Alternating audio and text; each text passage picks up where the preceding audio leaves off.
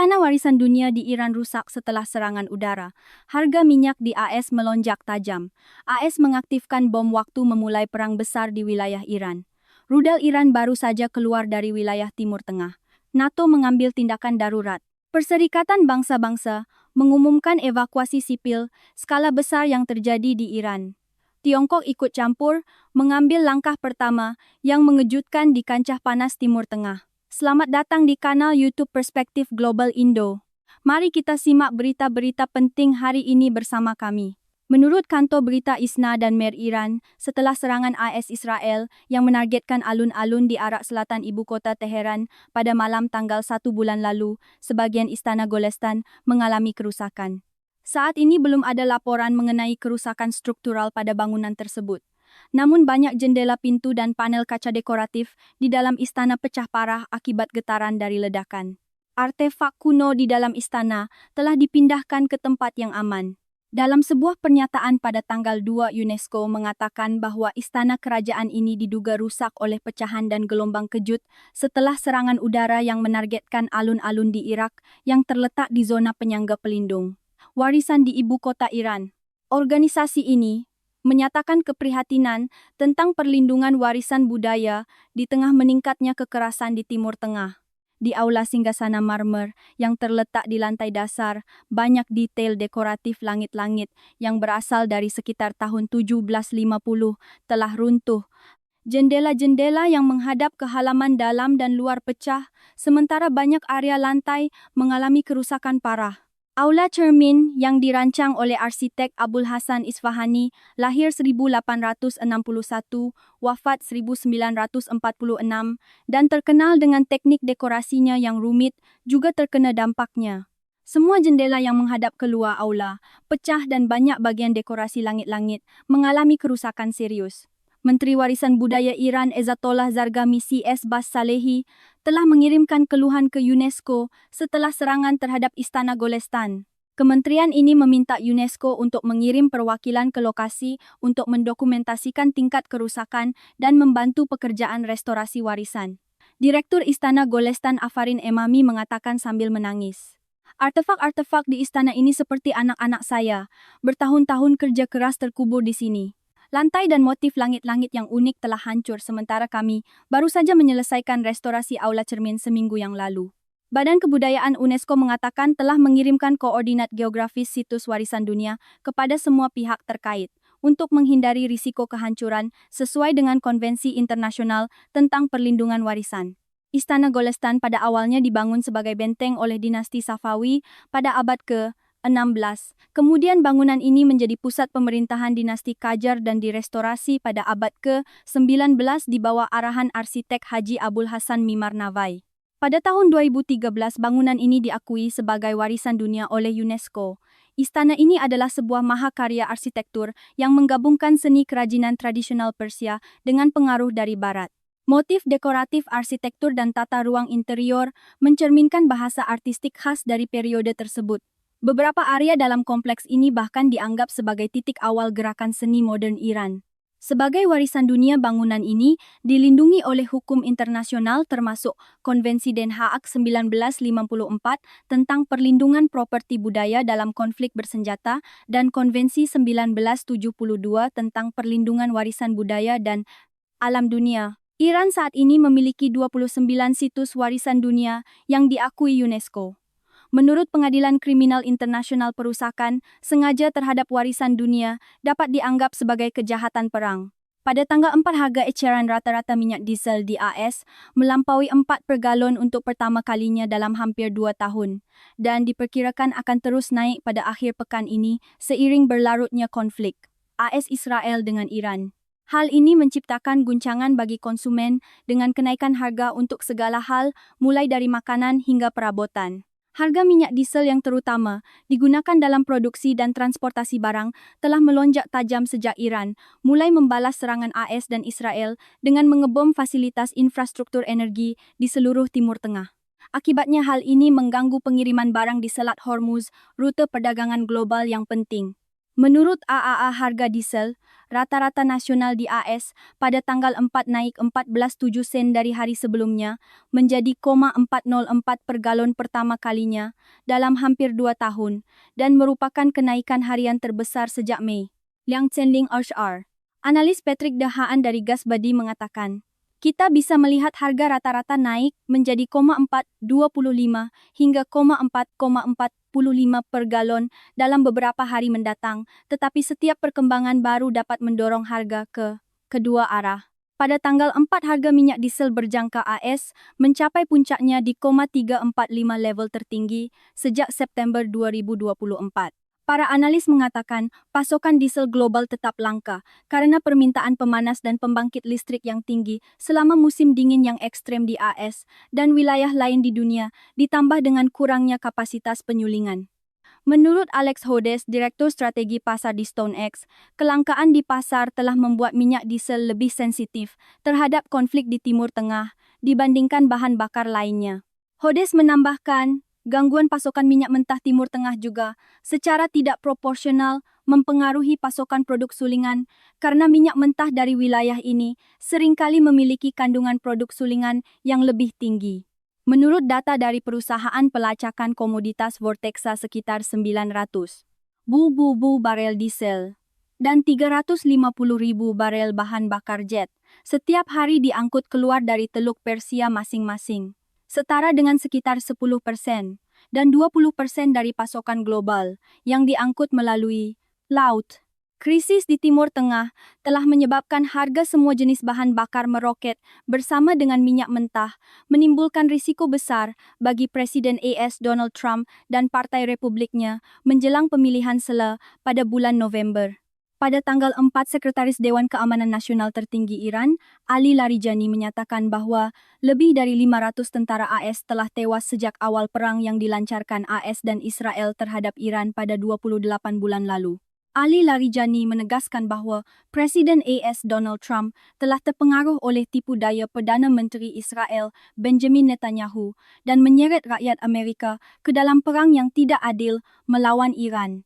Pejabat Iran itu bertanya, dengan lebih dari 500 tentara AS tewas hanya dalam beberapa hari, apakah Presiden Trump masih menempatkan Amerika di atas segalanya atau sudah menempatkan Israel di atas segalanya? Namun dalam tulisannya, Larijani tidak memberikan bukti bahwa AS telah kehilangan lebih dari 500 tentara dalam konflik tersebut. Sebelumnya, Departemen Perang AS mengumumkan bahwa 6 tentara negaranya tewas sejak 28 bulan lalu, di antaranya 4 personel militer tewas di Kuwait. AS dan Israel melancarkan perang terhadap Iran pada 28 bulan lalu dengan dalih menghilangkan ancaman nuklir dan misil Teheran. Menurut data yang dirilis oleh pemerintah Iran, serangan AS dan Israel ke Iran telah menewaskan 1,045 orang, hampir sama dengan total korban dalam kampanye serangan Israel di Iran selama perang 12 hari pada Juni 2025. Dengan 1,60 orang tewas. Iran membalas dengan serangkaian serangan rudal dan UAV terhadap Israel serta pangkalan dan fasilitas AS di sebagian besar negara di kawasan itu termasuk ke-6 negara Teluk, yaitu Arab Saudi UAE, Qatar Bahrain, Kuwait dan Oman. Pada tanggal 4, sebuah kapal kargo berbendera Malta diserang saat melintasi Selat Hormuz di tengah meningkatnya kampanye pembalasan Iran di Teluk Persia. Operator Perdagangan Maritim Inggris UKMTO mengatakan kapal kontainer itu sedang melintasi Selat Hormuz 37 km di utara Oman ketika dihantam oleh benda terbang tak dikenal tepat di atas garis air yang menyebabkan kebakaran di ruang mesin. Menurut perusahaan keamanan maritim swasta Ambre, kapal yang diserang adalah Safin Prestige yang berbendera Malta. Informasi dari situs pelacakan maritim Marine Traffic menunjukkan bahwa kapal itu sedang dalam perjalanan dari pelabuhan Jebel Ali di Uni Emirat Arab UAE ke pelabuhan Jubail di Arab Saudi. Ini adalah serangan keempat yang tercatat di wilayah tersebut dalam 24 jam setelah benda terbang menghantam atau jatuh di dekat 3 kapal lain di lepas pantai UAE dan Oman. Di tengah meroketnya harga energi akibat perang di Timur Tengah, Presiden AS Donald Trump menyatakan bahwa Angkatan Laut AS siap mengawal kapal tanker minyak yang melewati rute maritim penting ini. Namun para ahli pekapalan menyatakan keraguan atas kelayakan rencana yang diajukan oleh Trump. Ahli Amena Bakr, Kepala Riset Energi Timur Tengah di Perusahaan Data dan Analisis Kepler, menulis di media sosial X, tidak jelas siapa di Teluk yang memiliki detail tentang bagaimana rencana Trump akan bekerja. Pakar kami tidak berpikir ide mengawal kapal akan berhasil karena kapal-kapal akan terekspos rudal Iran, dan bahkan jika mereka berhasil melakukan pengawalan biayanya terlalu tinggi. Demikian pula Asosiasi Perkapalan yang berbasis di Denmark. BIMCO berpendapat bahwa melindungi semua kapal komersial yang beroperasi di area yang menjadi sasaran Iran tidaklah praktis karena akan membutuhkan sejumlah besar kapal perang dan aset militer lainnya. Selain itu, menurut para analis, untuk mengorganisir operasi pengawalan akan memakan waktu setidaknya 1 minggu dan mengharuskan AS untuk melakukan serangan skala besar terhadap senjata anti kapal Iran seperti kapal tanpa awak atau kapal selam mini. Iran juga memiliki kemampuan untuk menebar ranjau laut di Selat Hormuz. Angkatan Laut AS pernah mengawal tanker minyaknya melewati Hormuz selama periode 987-988 ketika Perang Iran-Irak berlangsung. Namun AS pada saat itu bukanlah pihak yang bertikai. Pada tanggal 4 Badan Energi Atom Internasional (IAEA) mengatakan berdasarkan analisis citra satelit terbaru fasilitas yang berisi material nuklir di Iran belum berisiko melepaskan radiasi. Secara spesifik, IAEA mencatat beberapa kerusakan pada fasilitas fisik, seperti 2 bangunan di dekat area pembangkit listrik, tenaga nuklir Isfahan, dan pintu masuk ke pabrik pengayaan uranium Natanz. Namun IAEA menegaskan bahwa citra yang diperoleh menunjukkan tidak ada risiko pelepasan radiasi pada saat itu. Pembangkit listrik tenaga nuklir lainnya, termasuk pembangkit listrik tenaga nuklir Bushehr, tidak terpengaruh. IAEA tetap menjaga kontak rutin dengan Badan Pengatur Keselamatan Nuklir Nasional di Timur Tengah. Hingga saat ini, belum terdeteksi adanya peningkatan radiasi. IAEA juga menambahkan bahwa pembangkit listrik tenaga nuklir di Uni Emirat Arab dan reaktor penelitian di Yordania dan Suriah masih beroperasi secara normal. Sebelumnya, kantor berita semi-resmi Iran ISNA mengutip seorang pejabat militer negara itu yang menegaskan bahwa jika Israel dan AS mencoba mengubah rezim di Republik Islam Iran, Teheran akan menyerang fasilitas nuklir di Mona milik Israel. Selain itu, media Iran juga mengutip seorang pejabat senior negara itu yang memperingatkan bahwa jika Israel menyerang kedutaan Iran di Lebanon, Teheran akan membalas dengan menargetkan perwakilan diplomatik Israel di luar negeri. Pada tanggal 4, Kementerian Keuangan Israel memperingatkan bahwa perang dengan Iran merugikan ekonomi negara itu sekitar 94 miliar shekel, setara dengan sekitar 0,3 miliar AS per minggu, jika pembatasan kegiatan ekonomi secara nasional terus dipertahankan.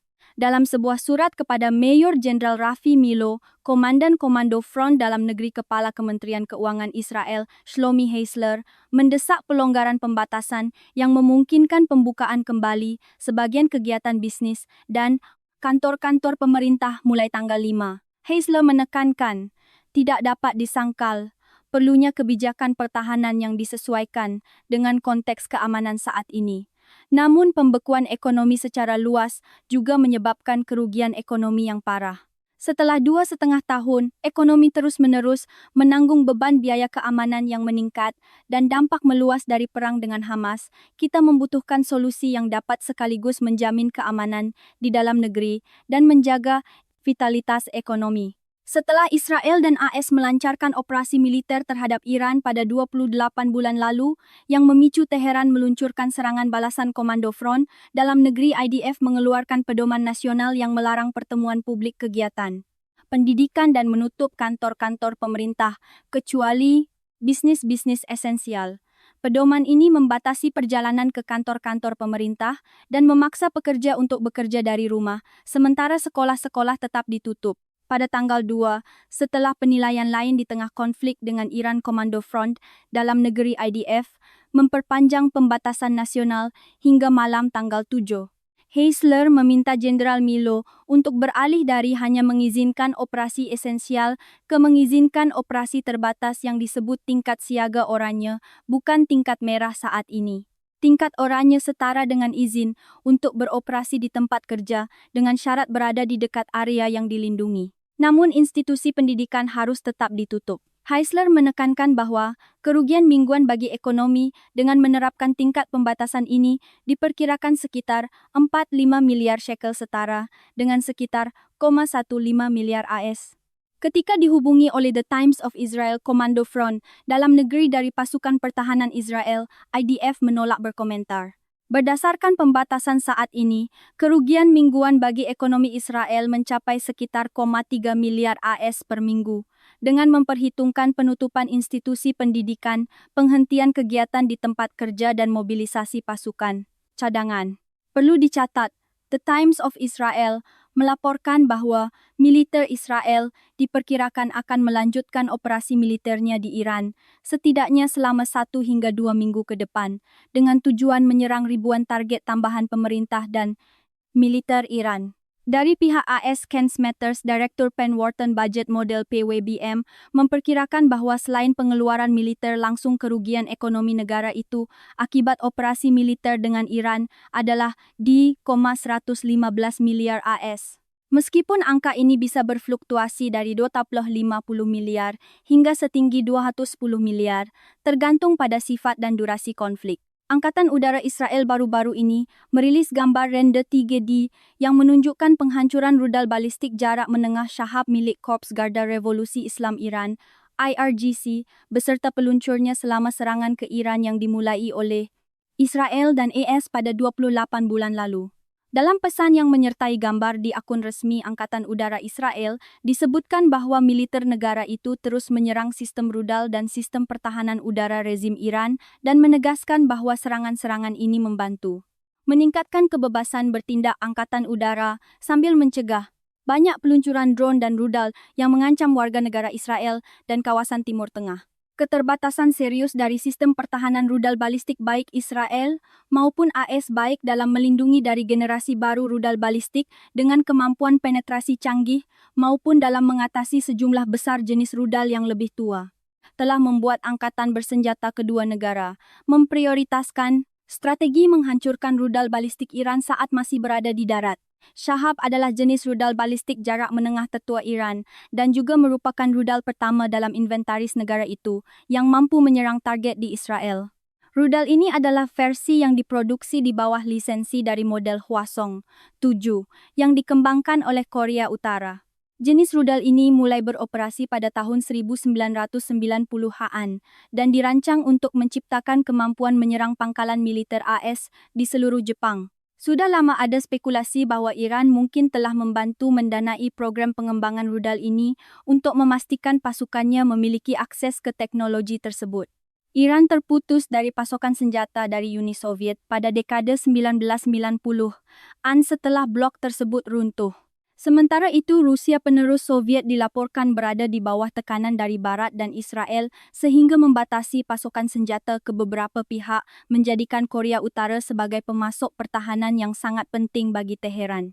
Meskipun kemampuan Shahab untuk menembus sistem pertahanan rudal balistik Israel dan AS masih terbatas, kekurangan parah rudal pencegat di kedua negara membuat peluncuran rudal pencegat untuk menetralkannya masih dapat dianggap sebagai kemenangan bagi Iran. Hal ini terutama benar karena biaya untuk mencegat beberapa target seperti itu kemungkinan akan setidaknya satu tingkat lebih tinggi dari biaya rudal itu sendiri. Di masa lalu, Hwasong 7 telah menunjukkan akurasi yang cukup tinggi baik dalam uji coba di Korea Utara pada dekade 1990-an maupun ketika digunakan oleh Iran untuk menyerang kelompok pemberontak jihadis yang didukung Barat dan Turki di Irak. Shahab telah tertinggal beberapa generasi dari teknologi rudal balistik tercanggih Korea Utara dan Iran. Penggunaan bahan bakar cair membuat waktu persiapan peluncuran rudal ini jauh lebih lama, membuatnya lebih mudah terdeteksi dan diserang saat masih di darat. Namun ketika Korea Utara pernah melengkapi rudal balistik seri Hwasong 9 dengan hulu ledak re-entry maneuver sejak dekade 1990 Kompas, muncul spekulasi bahwa teknologi serupa mungkin juga telah disediakan untuk memodernisasi jajaran Hwasong 7 dalam inventaris Iran. Pada tanggal 4 Mengutip Presiden AS Donald Trump yang mengancam akan memberlakukan embargo perdagangan penuh AS terhadap Spanyol setelah sekutu ini menolak untuk mengizinkan militer AS menggunakan pangkalannya untuk misi yang terkait dengan serangan terhadap Iran. Dalam pertemuan dengan Kanselir Jerman Friedrich Merz, Trump mengatakan Spanyol sangat buruk. Selain itu, pemimpin AS tersebut menambahkan bahwa ia telah meminta Menteri Keuangan Scott Bessent untuk memutuskan semua transaksi dengan Spanyol. Tuan Rumah Gedung Putih berkata, "Kami akan memutus semua perdagangan dengan Spanyol. Kami tidak ingin ada urusan apapun dengan Spanyol." AS telah memindahkan 15 pesawat, termasuk pesawat pengisi bahan bakar, dari pangkalan militer Rota dan Moron di selatan Spanyol, setelah para pemimpin negara itu menyatakan tidak akan mengizinkan penggunaannya untuk menyerang Iran. Trump juga sekali lagi menyebutkan penolakan Spanyol untuk mematuhi seruan AS agar semua anggota Pakta Pertahanan Atlantik Utara NATO membelanjakan 5% dari produk domestik bruto PDB untuk pertahanan bersama aliansi tersebut. Tampaknya masih marah, Trump menambahkan Spanyol sama sekali tidak punya apa-apa yang kita butuhkan. Saya punya hak untuk menghentikan semua bisnis yang terkait dengan Spanyol. Embargo, saya bisa melakukan apapun yang saya mau, dan kita bisa melakukannya pada Spanyol. Presiden Trump juga sekali lagi menyatakan kekecewaannya atas putusan Mahkamah Agung AS bulan lalu yang menyatakan bahwa tarif global yang ia kenakan pada barang-barang dari mitra dagang adalah ilegal di bawah undang-undang. Keadaan darurat nasional. Spanyol adalah eksportir minyak zaitun terkemuka di dunia dan juga penjual suku cadang mobil baja dan bahan kimia ke AS, tetapi kurang rentan terhadap ancaman sanksi ekonomi Trump dibandingkan negara-negara Eropa lainnya. Menurut data dari Biro Sensus AS, pada tahun 2025 AS mengalami surplus perdagangan dengan Spanyol untuk tahun keempat berturut-turut mencapai 48 miliar. Ekspor minyak mentah dan gas alam cair AS ke Spanyol telah meningkat dalam beberapa tahun terakhir. Perdana Menteri Spanyol Pedro Sánchez sebelumnya juga telah menolak untuk mengizinkan kapal yang mengangkut senjata ke Israel untuk berlabuh di pelabuhan Spanyol. Dalam pertemuan tertutup dengan para legislator baru-baru ini, Menteri Perang AS Lloyd Austin tampaknya menyatakan keprihatinan bahwa UAV Shahed Iran menimbulkan ancaman serius dan sistem pertahanan udara tidak akan mampu mencegat semuanya. Menurut sumber Ketua Kepala Staf Gabungan, Jenderal Charles Q. Brown, mengakui bahwa UAV ini menciptakan masalah yang jauh lebih kompleks daripada yang diperkirakan AS pada awalnya. UAV Shahed terbang rendah dan lambat, membuatnya lebih sulit dideteksi dan kurang mudah dicegat dibandingkan rudal balistik. Biaya murah dan kemudahan produksi membuat Shahed sangat berbahaya ketika diluncurkan secara massal dalam bentuk kawanan. Hal ini dapat membanjiri pertahanan udara, memungkinkan UAV lolos dan menabrak target. Namun beberapa pejabat juga mencoba meredakan kekhawatiran, mencatat bahwa mitra di negara-negara Teluk telah menyiapkan stok rudal pencegat sebelumnya. Para legislator memberikan penilaian yang berbeda tentang berapa lama konflik bisa berlangsung. Senator Tommy Tuberville berpendapat waktunya bisa antara 3 hingga 5 minggu, sementara Senator Josh Hawley menekankan bahwa saat ini belum ada kriteria yang jelas untuk menilai kemajuan. Para pejabat AS sedang memberikan penjelasan kepada para legislator seiring eskalasi perang dengan Iran yang mengancam akan memicu krisis energi global dan mengacaukan Timur Tengah. Pada tanggal 3 Presiden Donald Trump mengatakan bahwa sebagian besar fasilitas militer Iran telah dihancurkan dan serangan baru telah menargetkan kepemimpinan Iran. Senator Mark Kelly dari Partai Demokrat memperingatkan bahwa AS tidak memiliki pasokan yang tak terbatas. Kelly berkata, Iran memiliki kemampuan untuk memproduksi banyak sekali UAV, Shahed, rudal balistik jarak menengah dan pendek, dan mereka memiliki persediaan yang sangat besar. Jadi pada titik tertentu ini akan menjadi masalah kuantitas. Bagaimana kita bisa mengisi kembali amunisi pertahanan udara? Dari mana asalnya? Selain itu, sebuah UAV Shahed Iran hanya berharga antara 20.000 hingga 50.000. Sementara sebuah rudal Patriot berharga hingga 3 juta. Dari segi efisiensi ekonomi Iran, tampaknya mencoba mengikis potensi pertahanan udara AS dalam perang asimetris. Serangan UAV Iran dapat mengganggu Selat Hormuz selama berbulan-bulan, tetapi berapa lama Teheran dapat mempertahankan gelombang peluncuran rudal masih belum jelas. Menurut sumber intelijen dan analis militer, sejak AS dan Israel menyerang Iran pada 28 bulan lalu, Teheran telah meluncurkan ratusan rudal dan lebih dari 1,000 UAV ke negara-negara teluk tempat Washington menempatkan pangkalan militernya. Menurut Organisasi Penelitian Nirlaba Konflik Armament Research CAR yang didanai oleh Kementerian Luar Negeri Inggris, Teheran adalah produsen UAV besar dan memiliki kapasitas industri untuk memproduksi sekitar 10,000 unit per bulan. Ukuran persediaan rudal Iran masih belum jelas dengan perkiraan berkisar dari 2.500 menurut militer Israel hingga sekitar 6.000 menurut analis lain. Sisa persenjataan Iran bisa menjadi faktor kunci yang menentukan jalannya perang. Menutup Selat Hormuz, titik sempit antara Iran dan Oman, di mana sekitar 1/5 minyak mentah dan gas alam cair dunia, melewatinya adalah salah satu tujuan utama Iran. Transportasi melalui jalur kehidupan energi ini hampir lumpuh setelah Iran menyerang 6 kapal. Menurut F. Nadimi, seorang peneliti senior di Washington Institute Iran, kemungkinan besar masih dapat mempertahankan perang UAV. Generasi terbaru UAV Shahed.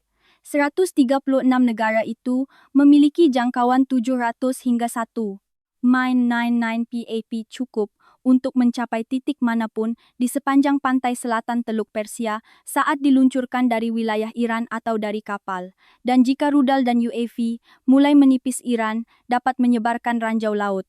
Menurut Dryad Global, sebuah perusahaan intelijen risiko maritim, Teheran memiliki persediaan 5.000 hingga 6.000 ranjau laut semacam itu dan mampu secara efektif memblokade Selat Hormuz jika ketegangan terus meningkat. Channel 12 baru saja mengutip sumber yang mengatakan bahwa intelijen Israel minggu ini menerima data yang menunjukkan bahwa pemerintah Iran dan pemerintahan Presiden Donald Trump mungkin sedang berkomunikasi tentang potensi perjanjian gencatan senjata antara kedua belah pihak. Channel 12 mengatakan bahwa Netanyahu telah meminta Gedung Putih untuk penjelasan spesifik tentang masalah tersebut. Stasiun televisi ini menilai bahwa langkah Perdana Menteri Israel menunjukkan bahwa pemerintahnya khawatir tentang kemungkinan AS mencari kesepakatan gencatan senjata dengan Iran sebelum tujuan dari operasi militer saat ini tercapai. Sementara itu, CNN mengutip sumber yang mengetahui masalah tersebut yang mengatakan bahwa intelijen Iran telah mengirimkan sinyal ke AS bahwa negara itu mungkin bersedia membuka negosiasi untuk mencari cara mengakhiri konflik. Namun pejabat AS menegaskan bahwa saat ini tidak ada negosiasi yang sedang berlangsung dan jalan keluar semacam itu tidak mungkin menjadi kenyataan dalam waktu dekat. Menurut CNN, sinyal-sinyal ini disampaikan melalui negara ketiga ke Badan Intelijen Pusat AS CIA. Namun hingga saat ini, saluran komunikasi ini tampaknya belum mengarah pada diskusi serius tentang solusi untuk mengakhiri permusuhan. Sebaliknya, pejabat AS mengatakan negara itu sedang memasuki fase baru dengan intensitas yang lebih kuat dalam kampanyenya berkoordinasi dengan Israel untuk melemahkan program rudal Iran dan mencegah negara itu memiliki senjata nuklir. Pada konferensi pers Menteri Perang AS, Lloyd Austin menyatakan AS baru saja memulai.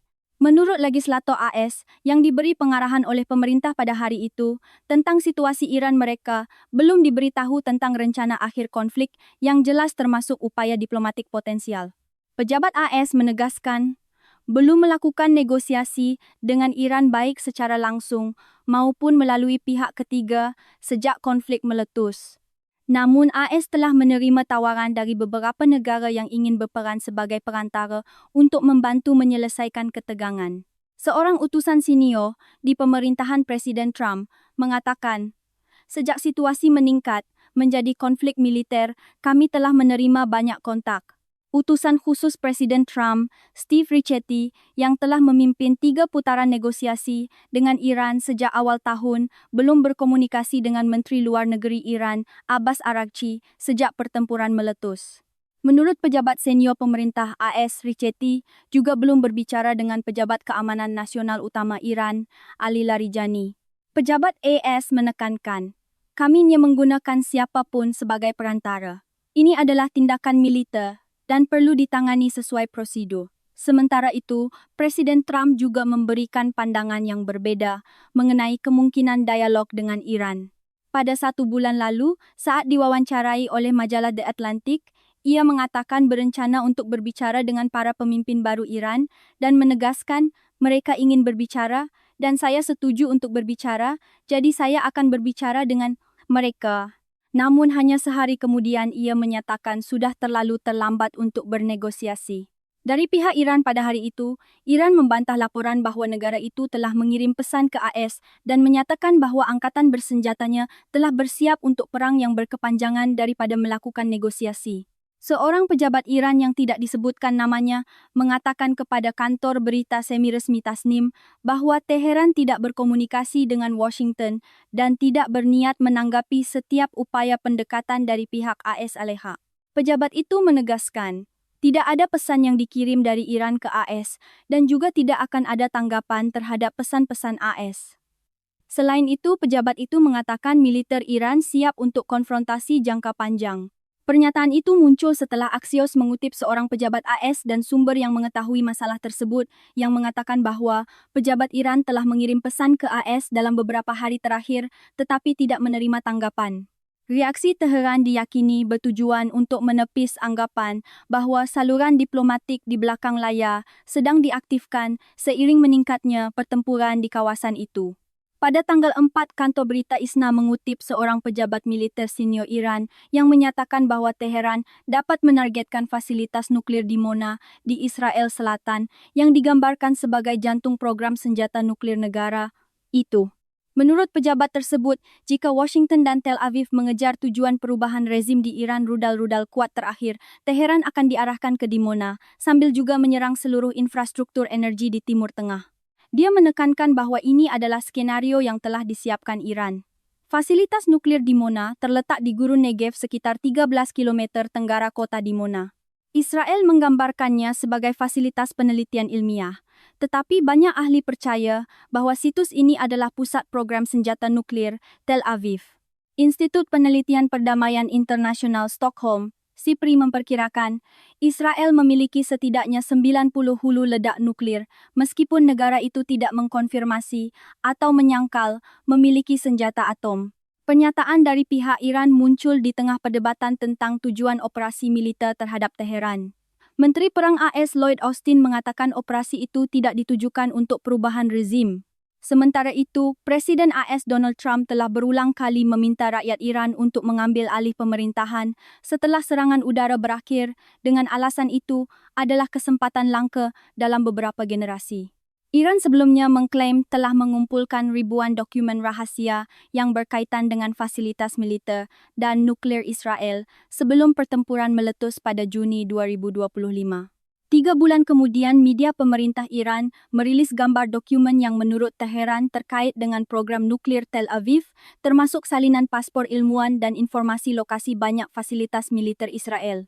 Pada tanggal 4, Senat AS menolak sebuah resolusi yang bertujuan untuk membatasi wewenang Presiden Donald Trump dalam melanjutkan operasi militer di Iran sehingga membuka jalan bagi Gedung Putih untuk mempertahankan kampanye militer yang sedang meningkat di Timur Tengah. Secara spesifik dengan perbandingan suara 47,53, Senat yang dikendalikan oleh Partai Republik menolak resolusi kekuatan perang yang akan mewajibkan Presiden untuk menghentikan tindakan militer terhadap Iran tanpa persetujuan Kongres.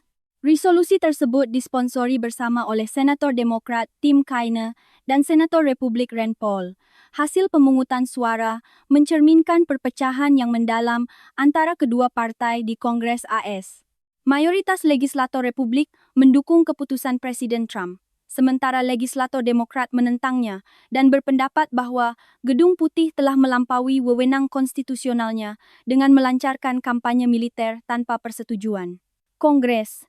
Perlu dicatat, Senator Demokrat John Fetterman adalah satu-satunya di partainya yang memberikan suara menentang resolusi, sementara Rand Paul adalah satu-satunya senator Republik yang mendukung langkah untuk membatasi wewenang Presiden. Berbicara setelah pertemuan tertutup dengan para pejabat pemerintah, Senator Tim Kaine mengatakan tidak ada bukti bahwa AS menghadapi ancaman serangan dari Iran. Banyak legislator Demokrat memperingatkan AS agar tidak mengulangi kesalahan perang yang berkepanjangan di Afghanistan dan Irak yang menelan biaya triliunan dolar dan menyebabkan banyak korban jiwa. Sebaliknya, legislator Republik menegaskan bahwa Presiden memiliki wewenang penuh sebagai panglima tertinggi untuk mengerahkan tindakan militer guna melindungi kepentingan dan tentara AS. Senator Lindsey Graham menyatakan dukungan untuk menghentikan Teheran meningkatkan kemampuan rudal dan pesawat tanpa awaknya. Pemungutan suara terjadi di tengah meningkatnya konflik antara AS, Israel dan Iran. Menurut Pentagon, operasi militer saat ini masih dalam tahap awal, tetapi akan segera diperluas skalanya. Ketua Kepala Staf Gabungan AS Jenderal Dan Hokanson mengatakan bahwa setelah menargetkan lebih dari 2.000 sasaran dan menenggelamkan 20 kapal perang Iran, pasukan AS akan mulai menyerang lebih dalam ke pedalaman negara. Juru bicara Gedung Putih Caroline Leavitt menyatakan bahwa AS akan segera mencapai kendali penuh atas langit Iran, sementara Menteri Perang Lloyd Austin mengatakan gelombang serangan udara skala besar berikutnya sedang dipersiapkan. Namun Gedung Putih saat ini tidak memiliki rencana untuk mengerahkan pasukan darat di Iran, meskipun Presiden Trump membiarkan kemungkinan itu terbuka di masa depan. Sejalan dengan perkembangan militer, pemerintah AS juga membahas kemungkinan menggunakan undang-undang produksi pertahanan untuk mempercepat produksi amunisi di tengah kekhawatiran persediaan bisa menipis jika konflik berlarut-larut. Para pejabat mengatakan kampanye itu bisa berlangsung beberapa minggu dan memerlukan anggaran darurat tambahan. Tanah negara-negara Arab Teluk kering, sehingga mereka hampir tidak dapat menanam cukup makanan untuk dikonsumsi sendiri. 6 negara Arab Teluk, yaitu Oman, Arab Saudi, UAE, Qatar, Bahrain, dan Kuwait, mengimpor sekitar 85% makanan mereka, angka yang mencapai 90% untuk sereal. Oman adalah negara yang paling mandiri dalam kelompok ini, tetapi masih harus mengimpor sebagian besar makanannya. Menurut data dari firma analis komoditas Kepler, dari sekitar 30 juta ton sereal yang diimpor ke Teluk tahun lalu, sekitar 14 juta ton dikirim ke Iran dan sebagian besar melewati Selat Hormuz. Suhu musim panas di wilayah ini secara teratur mencapai hingga 50 derajat Celcius, sementara curah hujan tahunan rata-rata kurang dari 100 mm. Pertanian skala besar sebenarnya tidak pernah menjadi pilihan yang layak. Selat ini dikenal sebagai jalur pelayaran penting untuk transportasi minyak dan gas, tetapi juga merupakan jalur kehidupan untuk impor makanan Teluk. Menurut Pusat Informasi Maritim Gabungan, dalam kondisi normal, ada sekitar 138 kapal yang melewatinya setiap hari, tidak hanya membawa minyak dan gas, tetapi juga mengangkut sebagian besar makanan untuk kawasan itu. Sejak AS dan Israel melancarkan kampanye serangan terhadap Iran dan Teheran, membalas lalu lintas kapal melalui selat tersebut telah menurun tajam. Lloyd's List, sebuah publikasi yang berspesialisasi dalam perkapalan, melaporkan bahwa sekitar 200 kapal terdampar karena tidak dapat melewati selat ini. Sebagian besar perusahaan pelayaran besar telah menangguhkan sepenuhnya pemesanan ke Timur Tengah. Bagi Irak, Kuwait, Bahrain, dan Qatar, hampir tidak ada alternatif yang bisa menggantikannya. Sebagian besar pengiriman makanan melalui laut harus melewati Hormuz. Penutupan sebagian wilayah udara di beberapa negara, Teluk semakin memperparah gangguan lalu lintas. Asisten Profesor Studi Timur Tengah dan Hubungan Internasional di Universitas Leiden di Belanda, Dr. Christian Coates Ulrichsen mengatakan risiko kerawanan pangan di kawasan itu sudah di depan mata. Negara-negara Teluk sangat bergantung pada impor makanan. Menurut pakar ini, negara-negara yang lebih jauh seperti Yaman, Sudan, dan Somalia bergantung pada UEA sebagai titik transit. Oleh karena itu, mereka juga akan menghadapi kekurangan dan kenaikan harga jika perang berlanjut. Pada sore hari tanggal 4 waktu setempat, surat kabar Turki Today's Zaman melaporkan bahwa pada hari yang sama, Menteri Luar Negeri Turki Hakan Fidan menelepon mitranya dari Iran, Arakci, untuk menyampaikan protes Ankara atas insiden rudal Iran yang mengarah ke wilayah udara Turki. Menurut sumber Kementerian Luar Negeri Turki, Menteri Luar Negeri Fidan melakukan pembicaraan telepon dengan mitranya dari Iran, Arakci, dan Fidan menyampaikan reaksi Ankara terkait rudal balistik yang terdeteksi terbang menuju wilayah udara Turki setelah diluncurkan dari Iran dan telah dinetralkan. Dia juga menekankan bahwa setiap langkah yang dapat menyebabkan konflik meluas harus dihindari. Pembicaraan telepon itu terjadi tak lama setelah Kementerian Pertahanan Nasional Turki, MSB, mengumumkan bahwa komponen pertahanan udara dan rudal dari Organisasi Perjanjian Atlantik Utara NATO yang ditempatkan di Mediterania Timur telah mencegat rudal balistik dari Iran yang sedang terbang. Pasukan NATO mencegat rudal balistik Iran saat melintasi wilayah udara Irak dan Suriah. Dalam sebuah pernyataan yang dikeluarkan pada tanggal 4, Kementerian Pertahanan Turki mengatakan sebuah rudal balistik yang diluncurkan dari Iran terdeteksi sedang menuju wilayah udara Turki setelah melintasi wilayah udara Irak dan Suriah, dan telah berhasil dicegat dan dinetralkan oleh komponen pertahanan udara dan rudal NATO yang ditempatkan di Mediterania Timur. Puing-puing dari rudal pencegat jatuh di distrik Dortiol di Provinsi Hatay setelah ancaman tersebut dieliminasi di udara. Pihak berwenang mengkonfirmasi bahwa puing-puing ini milik amunisi pencegat pertahanan udara, bukan rudal balistik Iran yang datang, dan tidak ada korban jiwa atau kerusakan yang dilaporkan. Menurut sumber dari saluran berita Step News dan kantor berita North Press, rudal balistik Iran dicegat di atas langit Kamishli di timur Laut Suriah, dekat perbatasan Turki. Pangkalan udara Incirlik yang dikendalikan dan dioperasikan oleh militer Turki, meskipun ada kehadiran tentara AS. Menurut laporan media, AS memiliki lebih dari 1.000 personel militer di Incirlik. Kementerian Pertahanan Turki mengatakan tekad dan kemampuan Turki untuk menjamin keamanan negara dan rakyatnya berada pada tingkat tertinggi. Pernyataan dari Kementerian Pertahanan Turki menyatakan bahwa negara itu mendukung stabilitas dan perdamaian regional dan memiliki kemampuan yang cukup untuk menjamin keamanan teritorial dan rakyatnya tidak peduli dari mana ancaman itu berasal. Pernyataan dari Kementerian Pertahanan Turki juga menekankan bahwa semua langkah yang diperlukan untuk melindungi wilayah dan wilayah udara kami akan diambil dengan tegas dan tanpa ragu-ragu. Kami mengingatkan semua pihak bahwa hak untuk menanggapi setiap tindakan permusuhan terhadap negara kami tetap dilindungi. Turki memperingatkan para pihak untuk tidak mengambil langkah-langkah yang dapat menyebabkan konflik meluas lebih jauh di kawasan itu dan mengatakan akan terus berkonsultasi dengan NATO dan sekutu lainnya mengenai masalah ini. Hingga malam tanggal 4 waktu setempat, Today Zaman melaporkan bahwa setelah insiden tersebut, Organisasi Perjanjian Atlantik Utara NATO dengan cepat menyatakan dukungannya untuk anggotanya. Juru bicara NATO, Alison Hunter menyatakan, kami mengutuk penargetan Iran terhadap Turki dan menegaskan bahwa aliansi militer ini berdiri teguh bersama semua sekutu, termasuk Turki, saat Iran melanjutkan serangan membabi buta di seluruh kawasan. Namun, Menteri Lloyd Austin mengatakan pada konferensi pers di Pentagon pada tanggal 4 bahwa ia tidak merasa insiden ini akan memicu pasal 5 klausul pertahanan kolektif NATO yang menganggap serangan terhadap satu anggota sebagai serangan terhadap seluruh aliansi. Sementara itu, Ankara juga tidak menunjukkan tanda-tanda ingin menggunakan klausul ini, sebaliknya menekankan pengendalian diri dan diplomasi. Fahrettin Altun, Kepala Direktorat Komunikasi Kepresidenan, menyerukan kepada semua pihak untuk mengurangi eskalasi, menegaskan bahwa Turki akan terus memenuhi tanggung jawabnya dengan pendekatan konstruktif untuk membantu mendinginkan ketegangan di kawasan dan menyelesaikan sengketa dengan cara damai.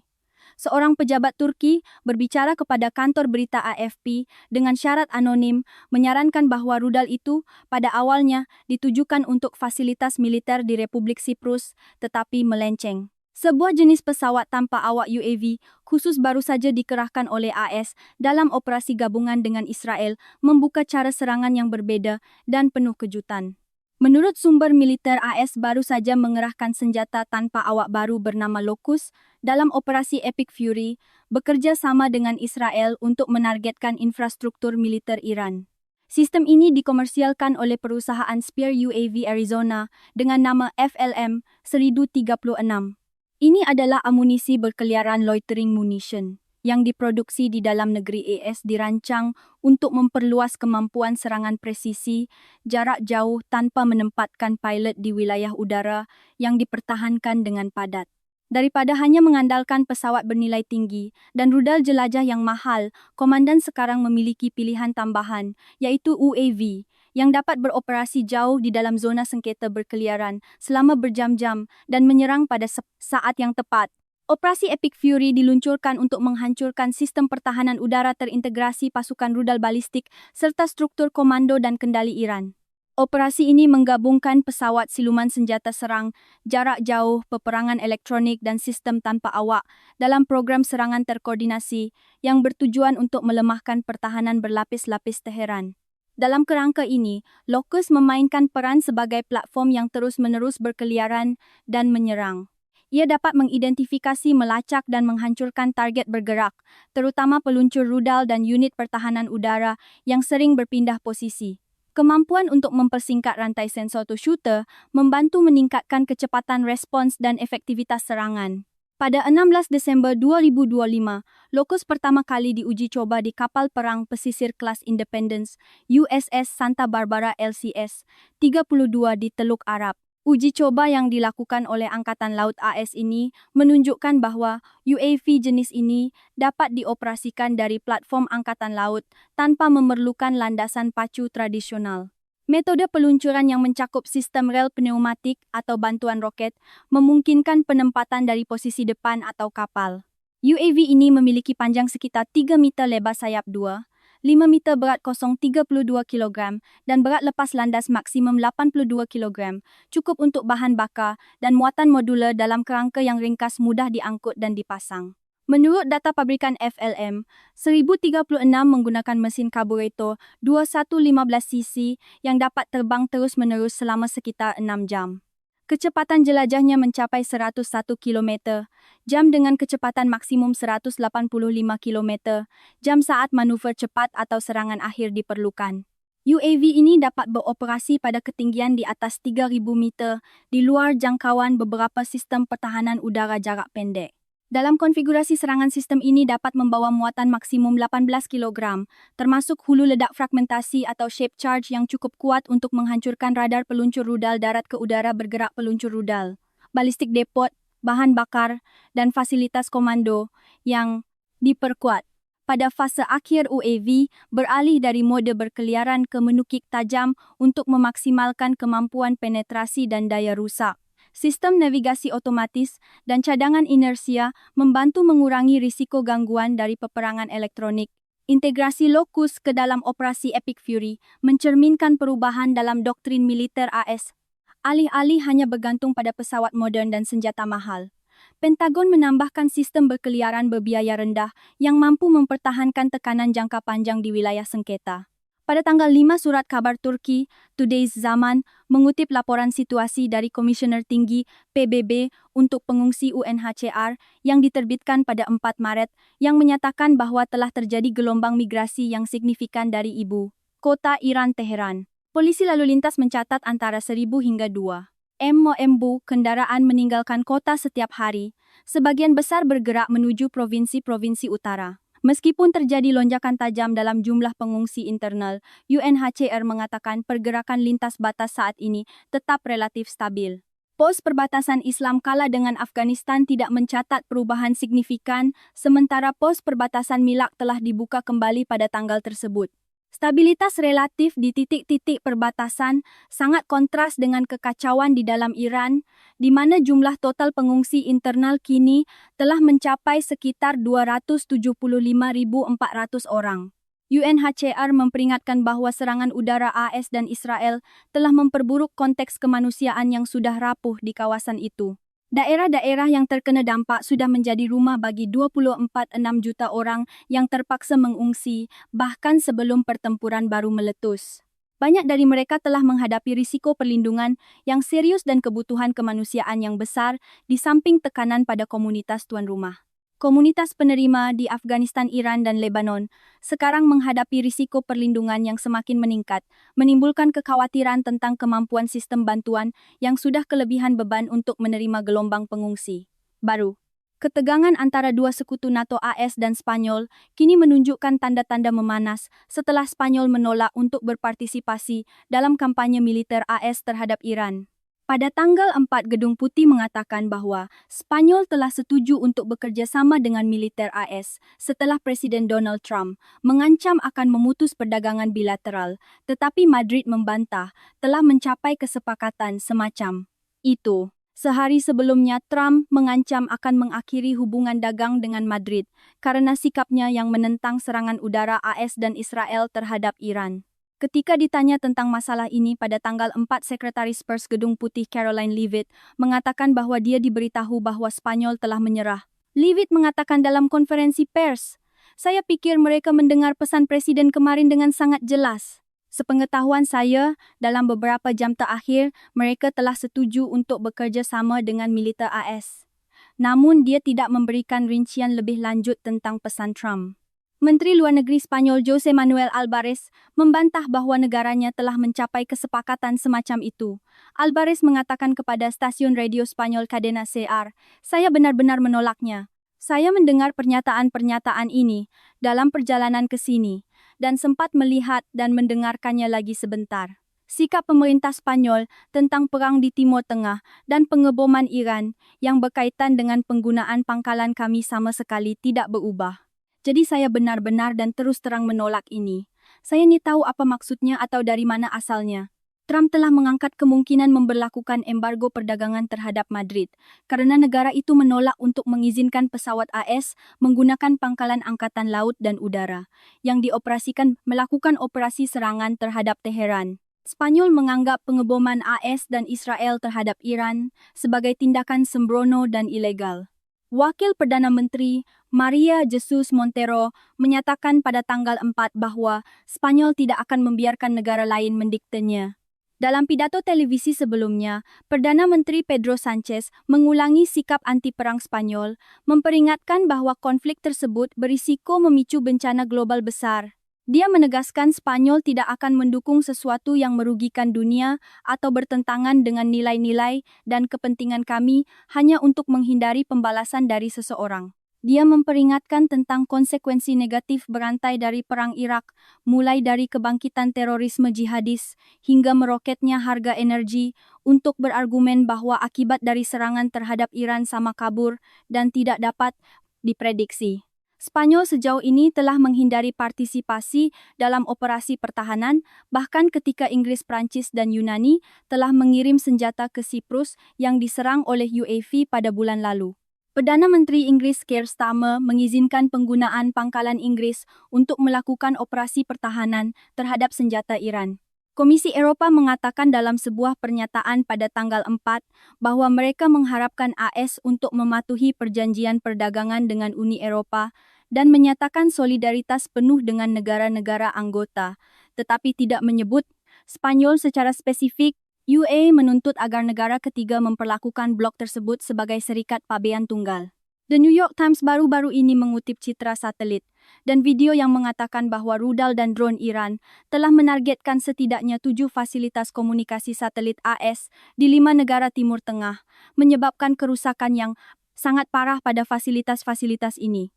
Surat kabar Amerika itu juga mengutip sumber di pemerintahan Republik Islam Iran yang menyatakan bahwa Teheran berusaha mengganggu sistem komunikasi dan koordinasi militer AS.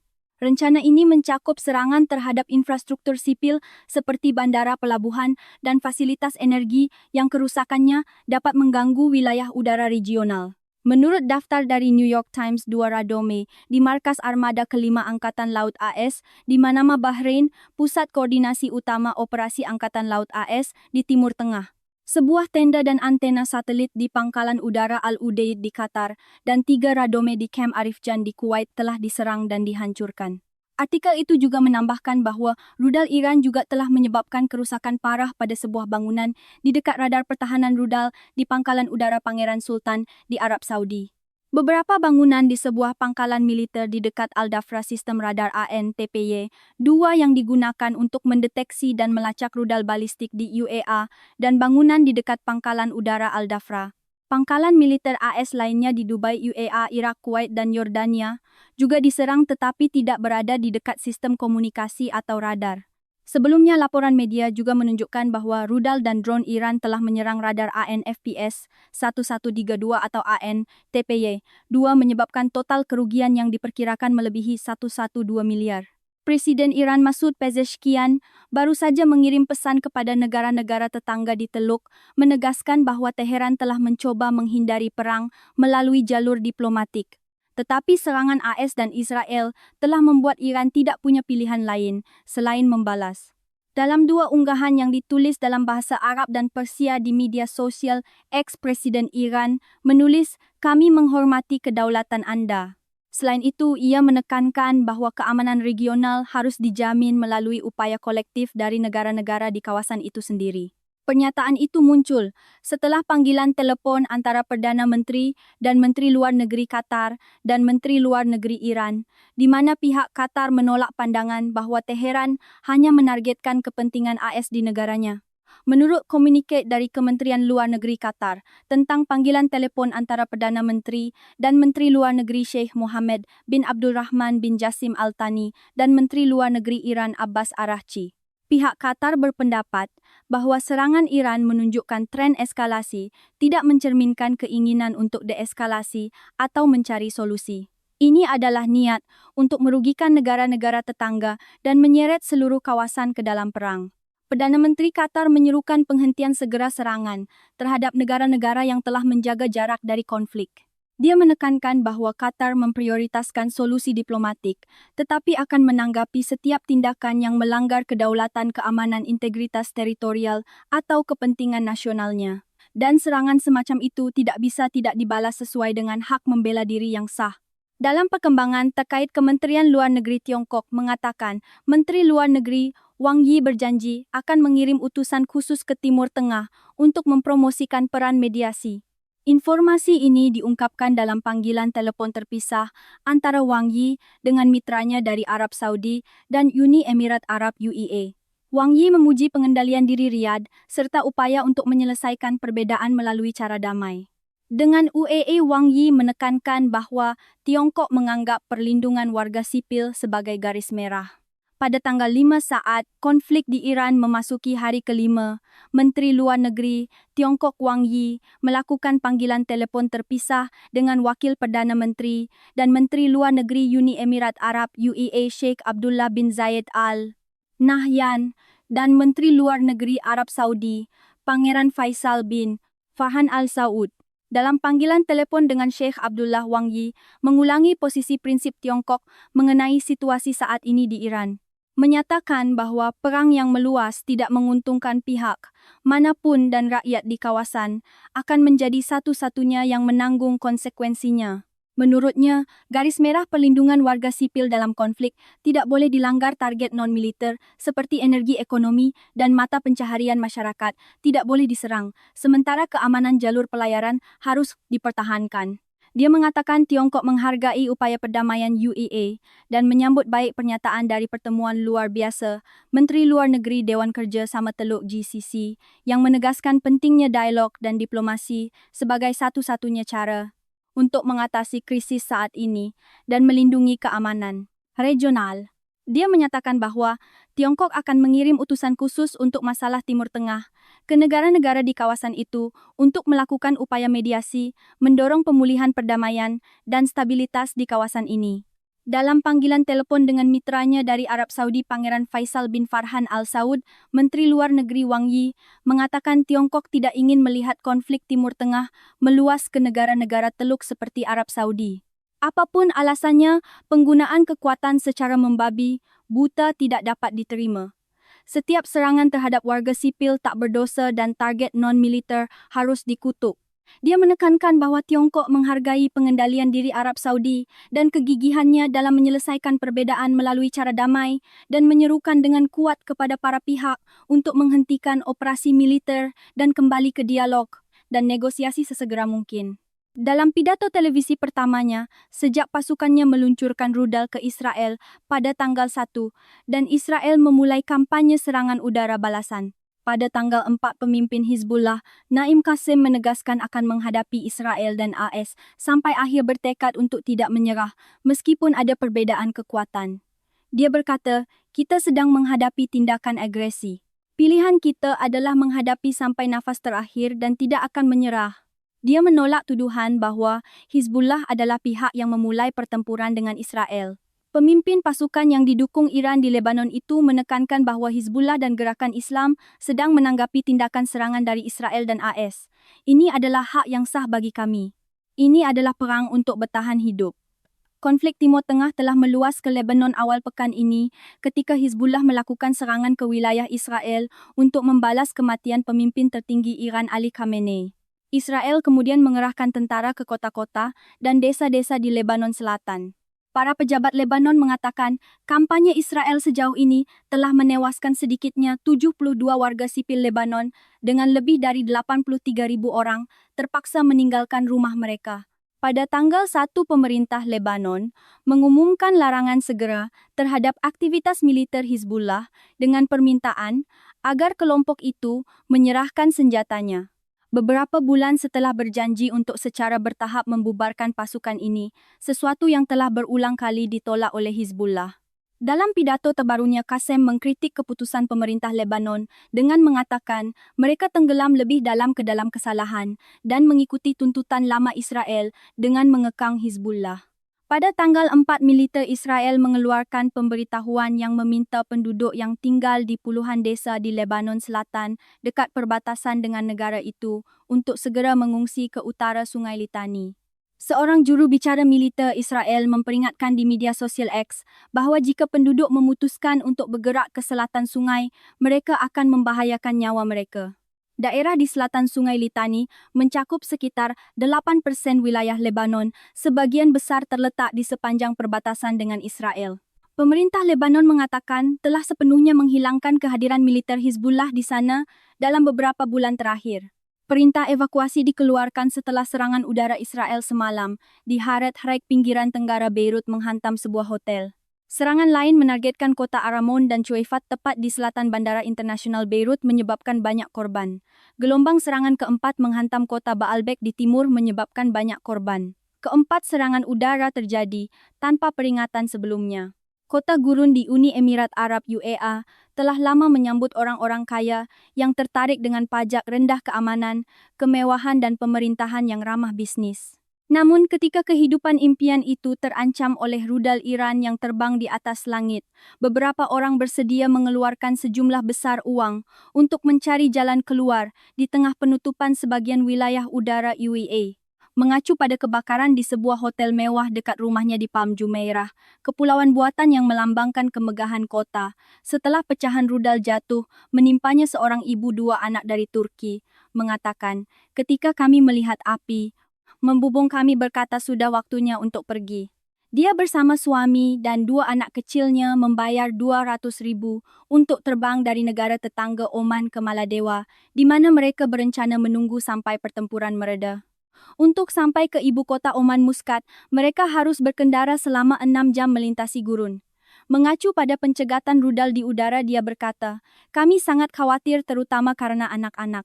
Ketika mereka mendengar ledakan keras, mereka sangat takut."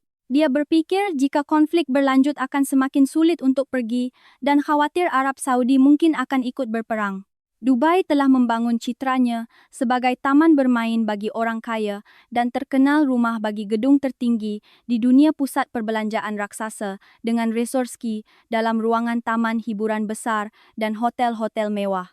Namun status kota sebagai pusat yang aman dan stabil di kawasan yang bergejolak kini terancam. Menjadi target lebih dari 800 drone dan 200 rudal sejak akhir pekan lalu yang menewaskan 3 orang UEA menanggung beban terbesar dari kampanye pembalasan Iran di seluruh teluk. Bandara dan fasilitas minyak termasuk di antara target yang diserang.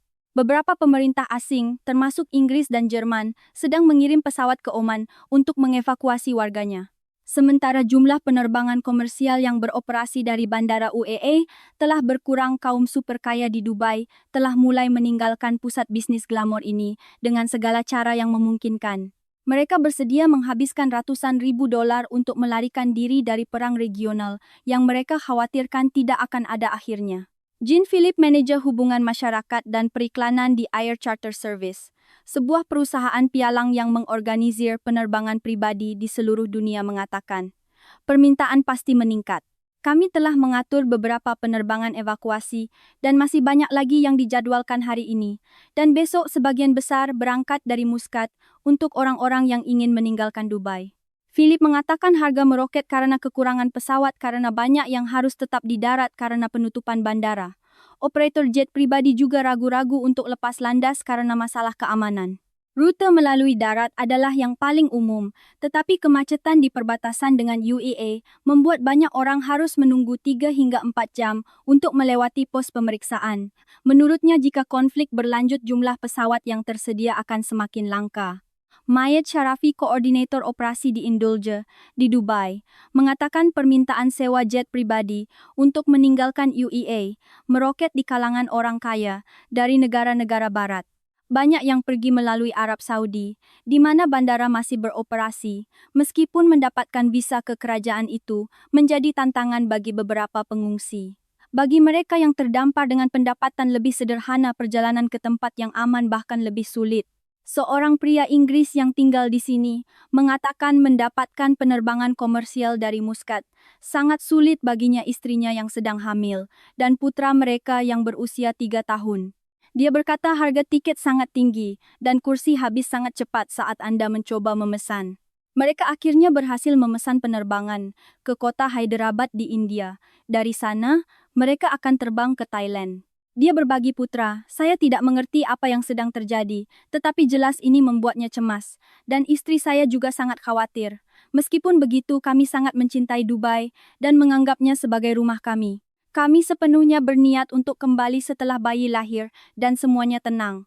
RT baru saja mengutip sebuah sumber yang mengatakan bahwa mantan Presiden Iran, Mahmoud Ahmadinejad, masih hidup dan sehat meskipun ada tuduhan baru-baru ini bahwa ia tewas dalam serangan udara AS dan Israel di Teheran.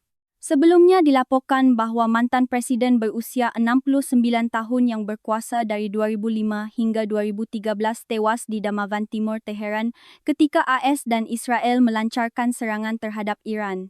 Namun sumber yang dekat dengan Ahmadinejad mengkonfirmasi kepada RT bahwa mantan presiden itu tidak terluka. Gedung yang terkait dengan Ahmadinejad memang diserang dan 3 pengawalnya tewas. Tapi dia sudah dipindahkan ke lokasi yang aman sebelumnya. Sumber itu mengatakan kediamannya tidak terpengaruh dan bukan target serangan. Gedung yang diserang berada sekitar 100 meter jauhnya. Media Iran sebelumnya melaporkan bahwa keluarga Ahmadinejad juga membantah laporan bahwa ia telah tewas. Perang di Iran yang dipicu oleh serangan AS dan Israel dan dibalas oleh Iran telah berlangsung selama beberapa hari, dan sekarang setidaknya ada 3 tren baru yang muncul. Setelah konflik dimulai, para pemimpin AS bingung bahwa pada hari pertama, pemimpin tertinggi Ali Khamenei terbunuh dan lapisan kepemimpinan hampir tersapu bersih. Namun Iran masih belum runtuh. Iran menderita serangan dahsyat. Banyak pemimpin tewas, banyak daerah hancur, tetapi rudal dan UAV Iran terus diluncurkan ke arah Israel, sambil juga menyerang target-target AS di seluruh teluk. Iran tampaknya masih bisa mempertahankan formasinya. Iran adalah negara dengan tingkat religiusitas yang sangat tinggi. Kematian pemimpin tertinggi semakin memicu sentimen tragis dan kemarahan publik di seluruh negeri. Ketahanan suatu negara tidak hanya terletak pada jumlah senjata modern yang dimilikinya, tetapi pada kesediaan rakyatnya untuk berjuang demi keyakinan. Tidak dapat disangkal bahwa dalam beberapa tahun terakhir Iran mengalami ketidakstabilan internal, banyak warga yang tidak puas dengan kepemimpinan, tetapi di hadapan musuh dari luar Iran hanya bisa menganggap AS dan Israel sebagai lawan. Tekanan dari luar terkadang menjadi perekat yang efektif menyatukan kembali keretakan internal. Ketika bom dan peluru jatuh, perdebatan sehari-hari tentang roti untuk sementara dikesampingkan demi konsensus tentang kehormatan. Menurut media Iran, orang yang terpilih sebagai pemimpin tertinggi yang baru adalah Mujtaba, putra dari almarhum pemimpin Ayatollah Ali Khamenei. Sebenarnya, entah itu Mujtaba atau orang lain, Iran yang penuh harga diri tidak akan mudah berkompromi. Lebih penting lagi, Iran telah mempersiapkan diri dengan baik untuk skenario terburuk. Setiap posisi kepemimpinan memiliki 3 atau 4 opsi suksesi. Satu orang jatuh, yang lain segera menggantikannya. Selain itu, sistem pertahanan mosaik Iran, yaitu model pertahanan terdesentralisasi dan tersebar di mana pasukan dibagi menjadi banyak bagian kecil seperti ubin mosaik, memungkinkan ketika perang pecah kekuasaan tidak dilucuti, tetapi kembali ke setiap simpul yang sudah siap untuk beroperasi secara independen. Komandan di setiap wilayah dapat memutuskan sendiri rencana dan target balasan. Menteri Luar Negeri Iran Arakchi pernah berkata bahwa selama 20 tahun terakhir, Iran telah mempelajari kegagalan militer AS. Model mosaik inilah yang membantu Iran dapat memutuskan kapan dan bagaimana perang akan berakhir. Tetapi karena itu pula, serangan balasan Iran meskipun sangat sengit dan padat, tampaknya tidak teratur menembak ke segala arah. Itulah kelemahan dari kurangnya komando terpadu. Tetapi, mampu melakukan serangan balasan dan mempertahankannya sudah merupakan keberhasilan bagi Iran. Saat ini, harapan terbesar AS dan Israel adalah memicu konflik internal Iran, mendukung faksi oposisi untuk menggulingkan pemerintah. Tetapi di hadapan Iran yang sedang berjuang mati-matian, jika AS dan Israelnya mengirim pasukan darat, harapan itu sangat tipis. Dan jika mereka mengirim pasukan darat itu, bisa menjadi mimpi buruk bagi AS. Pada bulan itu di Gedung Putih, saat menerima Kanselir Jerman Friedrich Merz, Trump secara terbuka mengkritik dua negara Eropa. Pertama adalah Spanyol. Trump menyatakan AS akan memutus semua hubungan dagang dengan Spanyol. Alasannya adalah Trump menuntut negara-negara Eropa meningkatkan pengeluaran pertahanan mereka menjadi 5% dari PDB, tetapi Spanyol tidak setuju. Spanyol juga tidak mengizinkan AS menggunakan pangkalan militer di wilayahnya untuk menyerang Iran. Hal ini memaksa pesawat AS harus berangkat dari Jerman-Prancis. Spanyol juga secara terbuka mengkritik perang AS dan Israel. Trump bahkan mengkritik para pemimpin Spanyol tidak memiliki kapasitas yang cukup dan menyatakan AS tidak ingin memiliki hubungan lebih lanjut dengan mereka. Kedua adalah Inggris. Meskipun AS dan Inggris memiliki hubungan khusus dalam 2 hari pertama Perang Inggris, secara tak terduga menolak mengizinkan AS menggunakan pangkalan militer di Inggris untuk menyerang Iran. Setelah itu Inggris mengubah posisinya dengan syarat tetapi Trump masih marah. Trump menyebutkan pangkalan udara Diego Garcia di Samudra Hindia, wilayah milik Inggris, tetapi disewakan kepada AS sebagai pangkalan. Ini adalah titik awal yang ideal untuk operasi serangan terhadap Iran, tetapi Inggris ragu-ragu. Kritik Trump menunjukkan keretakan dalam aliansi Barat. Dalam perang Iran, NATO menjaga jarak, Jerman agak mendukung Prancis menunjukkan kesiapan. Inggris ragu-ragu, tetapi menyatakan akan berpartisipasi dalam serangan hanya melindungi sekutu Teluk. Eropa mengerti bahwa jika mereka jatuh ke dalam perangkap ala Irak lagi, akan sulit bagi mereka untuk terus mengutuk Rusia atas Ukraina. Perang adalah kegiatan yang sangat mahal. Bahkan bagi negara adidaya seperti AS, ketika perang berlarut-larut tekanan mulai terasa. Larut malam pada bulan itu, Trump mengunggah pesan yang menegaskan bahwa AS memiliki cukup senjata tingkat menengah dan canggih untuk terus berjuang dalam jangka panjang. Tetapi semakin ia menjelaskan, semakin terlihat kekhawatirannya. Media AS melaporkan bahwa persediaan amunisi sangat mengkhawatirkan. Rudal pencegat THAAD global ada sekitar 600 hingga 800 unit. Konflik kecil bisa menghabiskan 25%. Jika perang berkepanjangan, bisa menghabiskan 50% sementara pengisian ulang membutuhkan waktu hingga 10 tahun. Rudal pertahanan udara standar SM-6 ada 4.000 hingga 5.000 unit. Untuk mengisinya kembali butuh 5 hingga 7 tahun. Rudal jelajah Tomahawk ada sekitar 4.000 unit. Penggunaan intensif selama seminggu sudah menyebabkan kekurangan. Rudal Patriot pernah ada 5.000 hingga 6.000 unit. Tetapi perang sebelumnya telah menghabiskan setengahnya. Mengisi kembali secara penuh membutuhkan waktu hampir 10 tahun. Hal ini menimbulkan pertanyaan jika krisis terjadi di tempat lain, bagaimana AS akan menanganinya. Selain itu, ada guncangan ekonomi. Jika Iran memblokade Selat Hormuz, harga minyak global akan meroket, sangat mempengaruhi ekonomi dunia. Meskipun AS adalah pengekspor minyak, harga minyak yang tinggi tetap menyebabkan dampak inflasi dan mempengaruhi kehidupan masyarakat. Trump telah meminta perusahaan-perusahaan AS untuk mendukung asuransi perdagangan energi dan menyatakan dapat mengerahkan angkatan laut untuk mengawal tanker minyak melalui Hormuz. Namun, kerugian yang lebih besar mungkin adalah kekuatan lunak AS. Citra AS sebagai pembela keadilan rusak parah. Sekutu seperti Inggris menjaga jarak Spanyol secara terbuka mengkritik. Banyak negara yang pernah mengagumi AS tidak hanya karena kekuatan militer atau ekonominya, tetapi karena daya tarik lunaknya. Tetapi sekarang citra itu dipertanyakan. AS dan Israel memulai perang. Iran hancur, tetapi tidak mau menyerah. Ketua Dewan Keamanan Nasional tertinggi Iran, Ali Larijani, menyatakan Iran akan mempertahankan peradaban 6. and buy po tahunnya dengan segala cara dan siap untuk perang jangka panjang menolak bernegosiasi dengan AS. Saat ini AS dan Israel masih memegang inisiatif, tetapi seiring berjalannya waktu ketika amunisi menipis korban bertambah dan opini publik berubah situasinya bisa berbalik. Trump tampaknya juga menyadari risikonya ketika ditanya tentang skenario terburuk. Dia menjawab bahwa hal terburuk yang bisa terjadi adalah kita melakukan ini dan kemudian ada orang lain yang berkuasa yang sama buruknya dengan yang sebelumnya. Iran masih melawan telah memilih pemimpin baru dan tampaknya tidak mudah berkompromi. Sejarah seolah terulang kembali seperti perang Afghanistan sebelumnya. Setelah 20 tahun, lebih dari 2.000 tentara AS tewas menghabiskan lebih dari 1 triliun. Pada akhirnya, AS mengganti pemerintahan Afghanistan dari Taliban menjadi Taliban.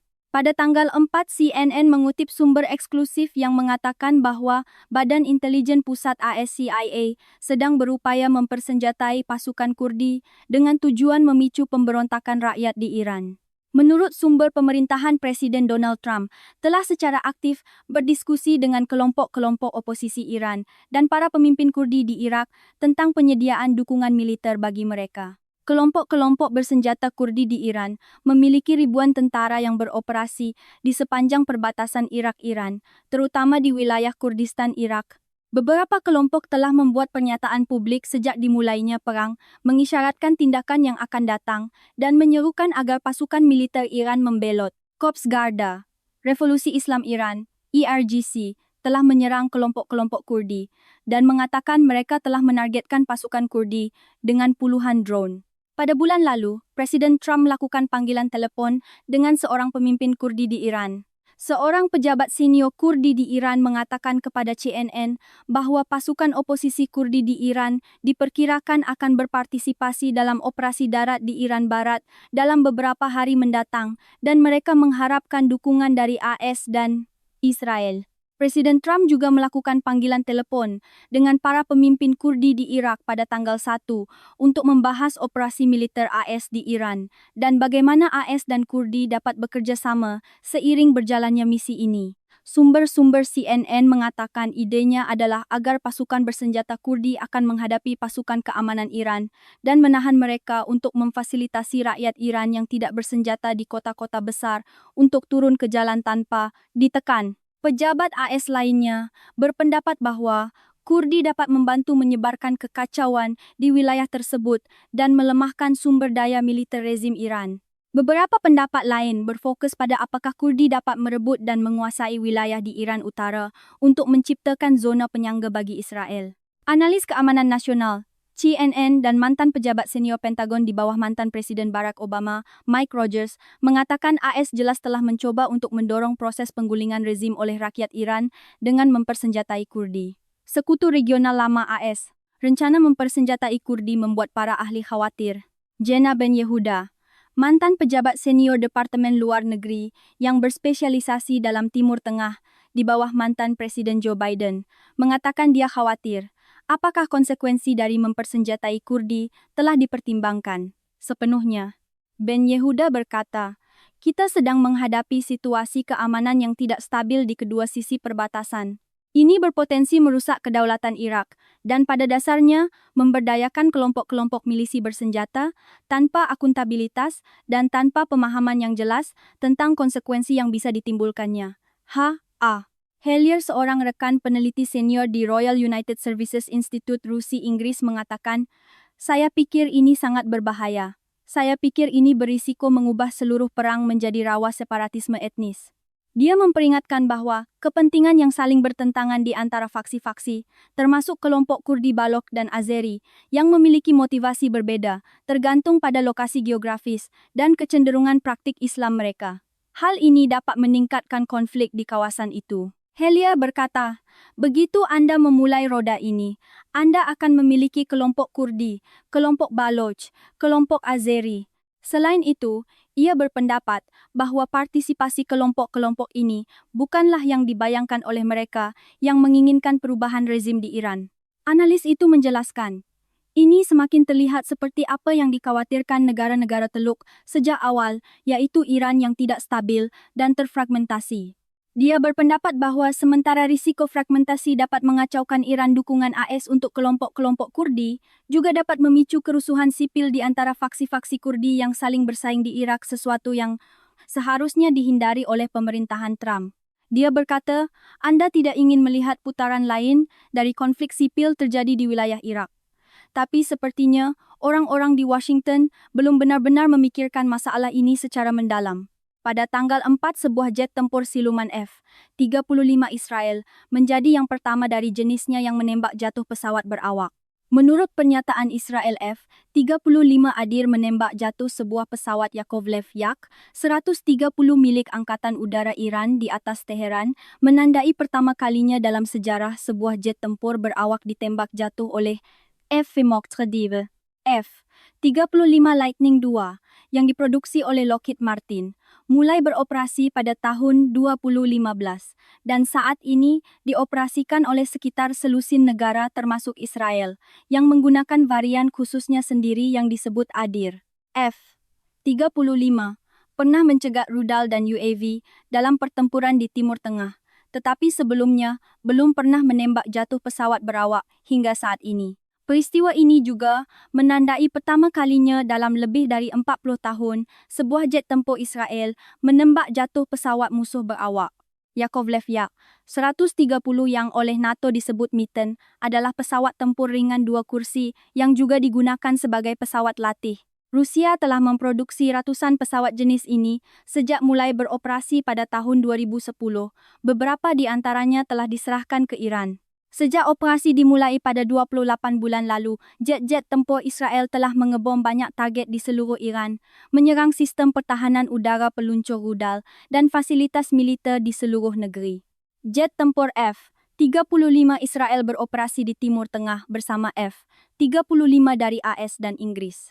Kementerian Pertahanan Inggris mengatakan pada tanggal 2 bahwa F-35 Royal Air Force telah menembak jatuh UAV di atas Yordania, menandai pertama kalinya jet tempur siluman negara itu menghancurkan target musuh dalam pertempuran. Jet tempur F-35 AS adalah salah satu dari banyak jenis pesawat tempur AS yang berpartisipasi dalam operasi melawan Iran. Selain jet tempur siluman lainnya, ada pesawat serang elektronik pesawat, pengintai pesawat angkut, pesawat pengisi bahan bakar, dan pesawat pengebom. Komando Pusat ASCENTCOM mengatakan negara itu telah menargetkan fasilitas komando dan kendali Iran, sistem pertahanan udara, lokasi rudal balistik, infrastruktur angkatan laut, dan kemampuan komunikasi. Iran membalas dengan rentetan tembakan besar-besaran yang menggabungkan UAV dan rudal yang menargetkan serangkaian sasaran AS dan Israel di seluruh Timur Tengah, menyebabkan eskalasi yang tidak terkendali. Konflik antara AS, Israel dan Iran telah memasuki hari ke-6, tetapi belum menunjukkan tanda-tanda mereda. Bagi AS, konflik Iran yang berkepanjangan bukanlah masalah besar. Presiden Donald Trump menegaskan bahwa militer AS memiliki kapasitas yang cukup untuk mempertahankan kampanye jangka panjang. Tetapi bagi Israel, negara yang sudah lelah setelah menghadapi banyak front berturut-turut, masalahnya tidak sederhana. Sejak Israel melancarkan serangan baru ke Iran pada 28 bulan lalu, kota-kota seperti Tel Aviv dan Haifa terus-menerus dihujani rudal dan drone balasan. Sirene meraung-raung, sekolah ditutup, dan puluhan ribu tentara cadangan dimobilisasi. Masyarakat yang terbiasa dengan operasi militer cepat dan menentukan kini harus membiasakan diri dengan ritme kehidupan di dalam bunker bom. Surat kabar Al-Monitor mengutip ekonom politik Syed Zafrir yang menyatakan bahwa Israel sedang terseret ke dalam gelombang militerisme. Jika dalam perang 12 hari pada Juni 2025, sentimen utamanya adalah kepanikan, kali ini adalah kepercayaan diri yang tinggi. Namun ia memperingatkan bahwa kepercayaan diri itu bisa mengaburkan batasan nyata. Dalam 5 hari pertama, pertempuran Iran dilaporkan telah meluncurkan 500 rudal balistik ke arah Israel. Setiap rudal semacam itu memaksa Israel untuk membalas dengan satu rudal pencegat. Jika ritme ini berlanjut, pertanyaan besarnya adalah, apakah persediaan Israel cukup untuk bertahan? Israel memiliki 3 lapis pertahanan udara utama, Iron Dome, untuk mencegat roket jarak pendek, David Sling, untuk rudal jarak menengah, dan Arrow, untuk rudal balistik. Jumlah rudal pencegat dalam persediaan tidak diungkapkan. Namun dalam konflik sebelumnya, Israel pernah dilaporkan mulai kekurangan amunisi pencegat saat pertempuran berlarut-larut. Jika situasi ini terulang, militer mungkin terpaksa merasionalisasi daya tembaknya, memprioritaskan perlindungan target militer dan politik, yang berarti risiko bagi warga sipil meningkat. Sebaliknya, Iran dilaporkan telah memproduksi sekitar 100 rudal balistik per bulan setelah Perang Juni tahun lalu. Namun kapasitas sebenarnya juga tergantung pada jumlah peluncur yang beroperasi. Seorang analis berkomentar, memiliki amunisi tanpa senjata tidak ada gunanya. 2 tahun pertempuran yang hampir terus-menerus di Gaza, Lebanon, Suriah, dan sekarang Iran telah meninggalkan jejak berat pada ekonomi Israel. Pada tahun 2024, biaya perang di Gaza dan Lebanon dilaporkan mencapai 31 miliar. Data awal untuk 2025 menunjukkan pengeluaran militer bisa mencapai 0,55 miliar.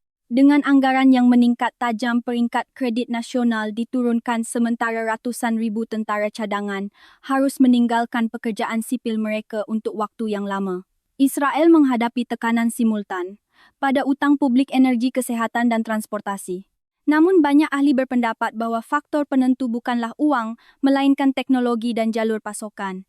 Jika AS terus memasok senjata canggih, Israel dapat mempertahankan kampanyenya lebih lama dari yang diperkirakan meskipun ada tekanan di dalam negeri. Semakin lama konflik berlangsung, semakin dalam masyarakat Israel termiliterisasi. Generasi baru yang tumbuh di tengah konflik yang tak berkesudahan dapat membentuk politik ke arah yang lebih keras lagi. Masalahnya, oleh karena itu bukan hanya tentang berapa lama Israel memiliki cukup rudal pencegat dalam persediaannya, tetapi berapa minggu atau bulan ekonomi dan masyarakatnya dapat menahan keadaan perang total sebelum harus membayar harga di luar perhitungan awal. Sejak AS dan Israel melancarkan kampanye serangan ke Iran, penduduk Teheran telah membatasi diri untuk keluar rumah, hidup dalam ketakutan terus-menerus saat bom dan rudal terus menghujani target-target di kota. Laksamana Brad Cooper, Komandan Komando Pusat CENTCOM, mengumumkan bahwa AS telah menyerang hampir 2.000 target di Iran, menghancurkan ratusan rudal dan peluncurnya, serta 17 kapal perang berbagai jenis. Di antaranya serangan udara yang terus-menerus telah membuat ibu kota Teheran yang terkenal ramai menjadi sunyi. Banyak toko tutup, jalanan sepi kendaraan. Reza, seorang tukang kayu di Teheran, mengatakan, situasi di Teheran sangat tegang. Orang-orang takut. Semua orang mencoba untuk tinggal di rumah. Orang-orang sangat ketakutan akan serangan udara yang akan datang. Ketika mendengar ledakan, beberapa warga Teheran memanjat ke atap gedung untuk mengamati area yang dibom. Awal pekan ini, Ali, 30 tahun, memanjat ke atap apartemennya dan melihat sebuah rudal melesat jatuh di area tempat tinggal sahabatnya. Ali berkata, rakyat Iran tidak setakut kampanye serangan udara 12 hari oleh AS dan Israel tahun lalu, karena kali ini target sipil lebih jarang diserang. Teheran adalah kota metropolitan berpenduduk 10 juta jiwa dengan kepadatan penduduk yang sangat tinggi, di mana markas besar lembaga pemerintah dan militer seringkali terletak di dekat area komersial dan pemukiman. Kenyataan ini membuat warga sipil rentan ketika AS dan Israel memperluas daftar target mereka ke lembaga pemerintah, stasiun radio dan televisi, serta markas keamanan dan polisi Iran. Yaman, seorang fotografer berusia 40 tahun, menceritakan, bom jatuh sangat dekat dengan kami di malam dan dini hari. Saya tidak tidur selama 4 malam terakhir. Sementara itu, Ali mengatakan bahwa jeda waktu yang tenang di antara gelombang serangan udara adalah yang paling menakutkan karena orang tidak tahu apa yang akan terjadi selanjutnya. Pada tanggal 2, Rumah Sakit Gandhi di Teheran rusak parah dalam serangan yang menargetkan menara komunikasi, stasiun televisi di seberangnya. Dokter dan perawat harus mengevakuasi pasien, termasuk bayi baru lahir di dalam inkubator. Direktur Rumah Sakit Muhammad Hassan Bansad mengatakan, kami punya bayi baru lahir. Kami punya 8 pasien di unit perawatan intensif 2, di antaranya dalam kondisi kritis dan wanita yang sedang melahirkan.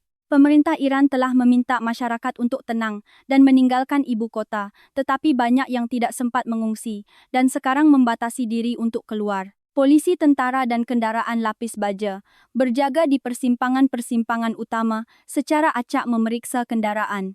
Pada tanggal 4 bulan Sabit Merah, Iran mengatakan konflik telah menewaskan 787 orang di negara itu, setidaknya 11 orang di Israel, 6 tentara AS, dan banyak lainnya di negara-negara Timur Tengah lainnya.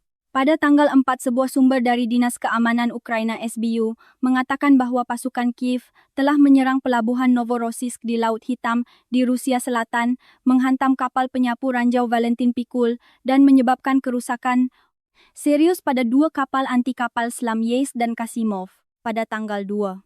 Serangan ini menewaskan 3 pelaut Rusia dan melukai 14 lainnya dan dilakukan oleh SBU bekerja sama dengan militer Ukraina. Menurut sumber tersebut, kebakaran di pelabuhan Novorossiysk berlangsung sepanjang malam.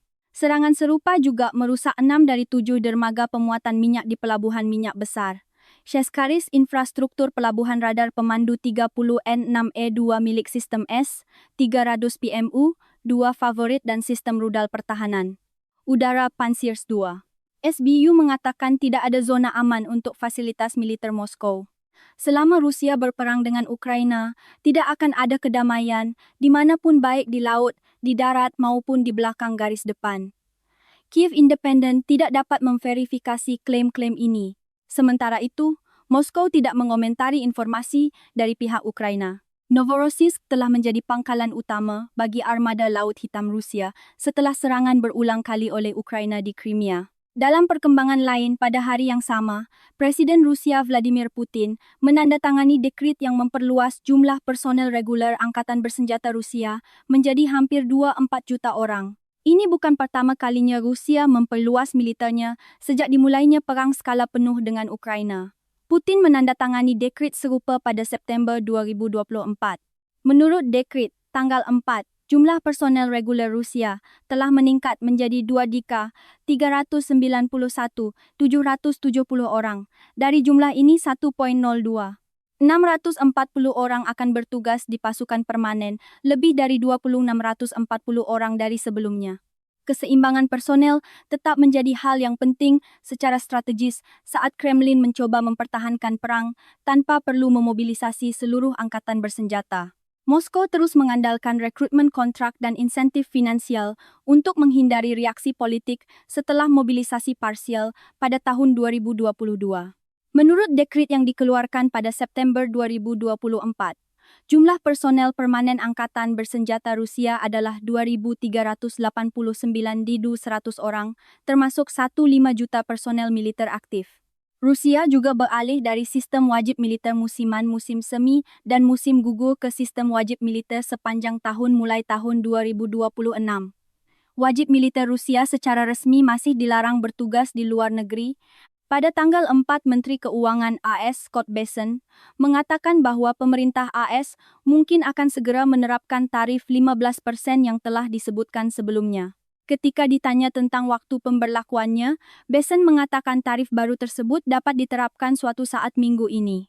Sebelumnya, pemerintahan Presiden Donald Trump telah memperingatkan kemungkinan menaikkan tarif impor menjadi 15%, tetapi baru menerapkan tarif 10% dan belum mengumumkan waktu spesifik untuk kenaikan tersebut. Tarif baru tersebut diajukan oleh Presiden Trump setelah Mahkamah Agung AS memutuskan bahwa tarif sebelumnya yang ia keluarkan adalah ilegal.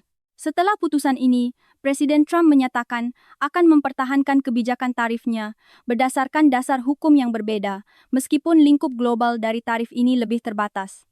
Menurut Menteri Keuangan Scott Bessent, tarif baru ini didasarkan pada Pasal 122 Undang-Undang Perdagangan AS dan dapat dipertahankan untuk jangka waktu maksimum 150 hari. Dia berpendapat bahwa setelah periode ini, tarif tersebut dapat disesuaikan kembali ke tingkat semula. Uni Eropa telah menerima jaminan bahwa AS dapat mengecualikan blok tersebut dari kenaikan tarif. Namun juru bicara perwakilan dagang AS Jamieson Greer dan juru bicara Komisi Eropa Eric Mamer menolak berkomentar mengenai informasi tersebut. Setelah putusan Mahkamah Agung AS, masa depan beberapa perjanjian perdagangan yang ada termasuk perjanjian dengan Inggris masih belum jelas. Uni Eropa sebelumnya juga telah bernegosiasi dengan AS dan mencapai kesepakatan mengenai tarif 15% untuk sebagian besar ekspor blok tersebut ke pasar AS, sementara diharapkan akan menghapus tarif pada banyak barang AS yang diimpor ke Eropa. Namun mengingat perkembangan baru dalam kebijakan tarif AS Uni Eropa telah menangguhkan sementara persetujuan perjanjian ini sampai ada kejelasan lebih lanjut mengenai kebijakan perdagangan Washington. Pada tanggal 4 polisi Jerman harus mengevakuasi sementara stasiun kereta api utama di kota Bremen dan Halle setelah menerima ancaman bom yang menyebabkan gangguan sementara pada lalu lintas kereta api di area tersebut. Menurut pernyataan polisi stasiun utama Bremen, ditutup setelah seseorang menelepon pusat panggilan polisi dan mengatakan ada bahan peledak yang ditempatkan di area stasiun. Segera setelah itu semua penumpang dan staf diminta untuk meninggalkan gedung sementara, kereta dihentikan untuk sementara. Polisi lokal, polisi federal dan pemadam kebakaran dikerahkan ke lokasi kejadian. Sebuah robot khusus polisi digunakan untuk memeriksa dan melakukan rongen pada sebuah benda mencurigakan di rel. Namun setelah diperiksa pihak berwenang tidak menemukan bahan peledak dan mencabut peringatan keamanan. Insiden ini menyebabkan gangguan pada operasi perusahaan kereta api Jerman di Bremen. Banyak kereta tidak dapat masuk atau meninggalkan stasiun untuk sementara waktu. Setelah stasiun dibuka kembali, kereta melanjutkan operasi, meskipun beberapa kereta masih mengalami keterlambatan hingga sekitar 2 jam. Pada hari yang sama, polisi juga mengerahkan pasukan di stasiun utama Halle setelah menerima informasi tentang ancaman bom. Pihak berwenang mengevakuasi penumpang di stasiun dan mengerahkan anjing pelacak untuk memeriksa area tersebut. Setelah lebih dari 1 jam pencarian, polisi mengumumkan tidak ada benda berbahaya yang ditemukan dan stasiun dibuka kembali. Menurut pernyataan perusahaan kereta api Jerman, beberapa kereta yang datang dan pergi dari Halle diperiksa oleh polisi. Pihak berwenang Jerman mengatakan saat ini belum jelas apakah kedua insiden di Bremen dan Halle saling terkait. Pihak berwenang terus menyelidiki untuk mengidentifikasi orang di balik ancaman bom tersebut.